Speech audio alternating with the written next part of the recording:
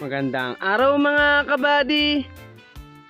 Yo, flex ko lang po itong nyug po dito sa amin. Yan, mababa lang po pero ang dami, namumunga na ho. At ito po yung mga alaga po ng aking nanay at tatay. Yan po yung mga bibi na alaga nila. Yan, marami din pong manok na Tagalog yan. At ngayong araw nga po pala ito mga kabady ay sasamahan ko nga po pala ang aking tatay sa bayan ng Santa Maria upang pong bumili po ng mga halaman po. Puno po ng lansones. 50 pieces po yung bibili ng aking tatay. Tatanim daw po doon sa dyan po yan, sa bundok po dyan. Sa pagkikitaan po ng mga nyug. At ito si tatay at ang nanay ko. Yeah. Pangit ni mami ba? Yan, tara, let's go mga kabady. Tinanggal ko nga po pala yung cart ko. At ito po yung paglalagyan namin. Double purpose po yung tricycle ko, di ba? Okay, tara, let's go. Medyo malayo-layo po yun.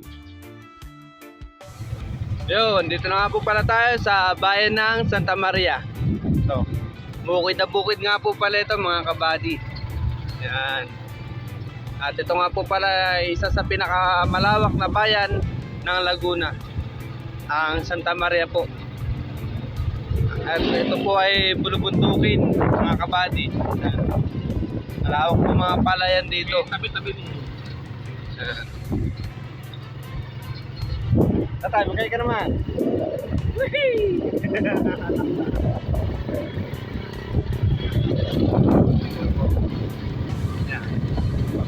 Medyo malapit na ba tayo, tay? Malayo pa. Oh, malayo pa po yung aming pupuntahan mga kabady. Pero ang sarap po mag-drive dito at presko po ang hangin.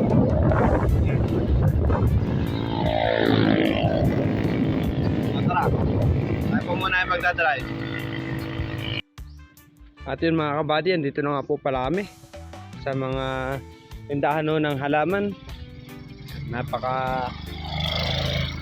Napakadami po nilang tindang halaman, mga iba't iba po.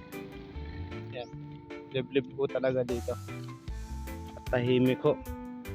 Ito po yung mga tindahan nilang halaman, for sale, punla, ayan po. Lansones, rambutan, durian, daranghita, kalamansi, at etc. At iba-iba pa po mga kabady. Ito nga po pala yung mga halaman na kalang binibenta. Lychee po. Lychee po. Lychee po.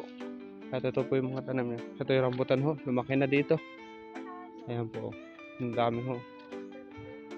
Ito po yung puno ng kalamansi mga kabady. Ayan.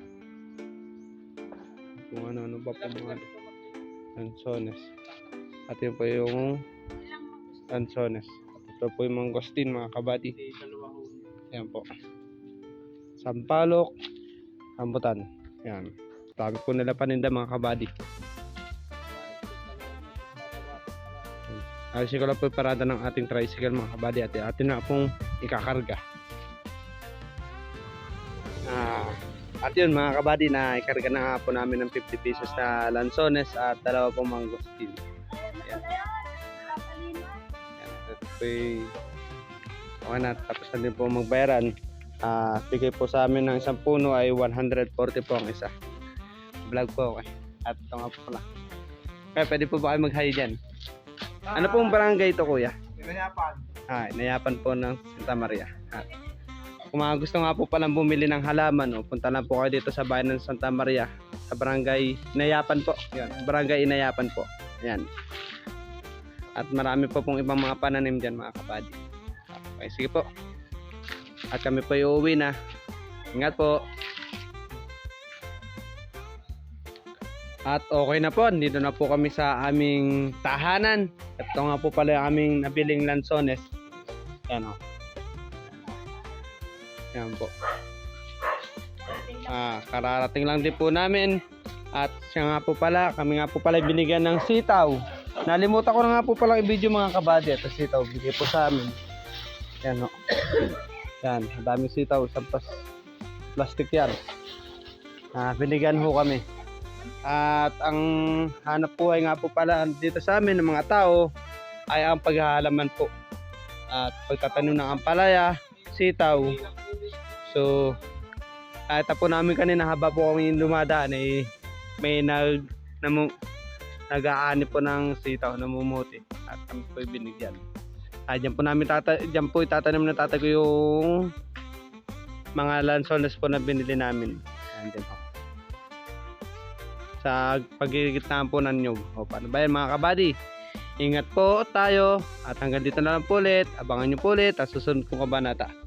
Ingat po tayo mga kabady. Maraming salamat po. Ingat po.